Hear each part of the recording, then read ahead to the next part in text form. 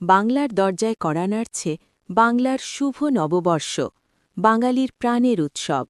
বিস্তারিত জানব মাসুদ রানার কাছে। ধন্যবাদ ফারিয়া ইসলাম।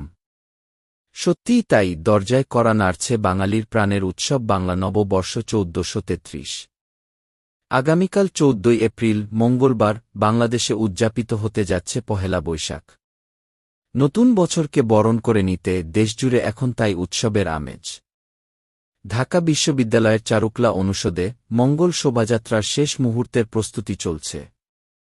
এবারও বর্ণিল সাজে সজ্জিত হচ্ছে রাস্তাঘাট আর আলপনায় রঙিন হচ্ছে রাজপথ। ছায়ান্টের বর্ষবরণ অনুষ্ঠান থেকে শুরু করে পারামহল্লায় বসছে বৈশাখী মেলা। রমনার বটমূলে ভোরের সূর্যোদয়ের সাথে সাথেই শুরু হবে নতুন বছরকে আবাহন। বাংলা নববর্ষ বা পহেলা বৈশাখ বাঙালির হাজার বছরের পুরনো এক সাংস্কৃতিক ঐতিহ্য।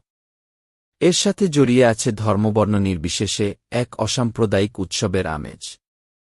ঘরে ঘরে চলছে পান্তা ইলিশ আর বিভিন্ন মুখরোচক বাঙালি খাবারের আয়োজন। পুরনো সব গ্লানি আর জীর্ণতাকে ধুয়ে মুছে নতুন আশায় বুক বাঁধছে বাঙালি। অসাম্প্রদায়িক চেতনার এই উৎসবে যেন সবার জীবনে শান্তি ও সমৃদ্ধি নিয়ে আসে।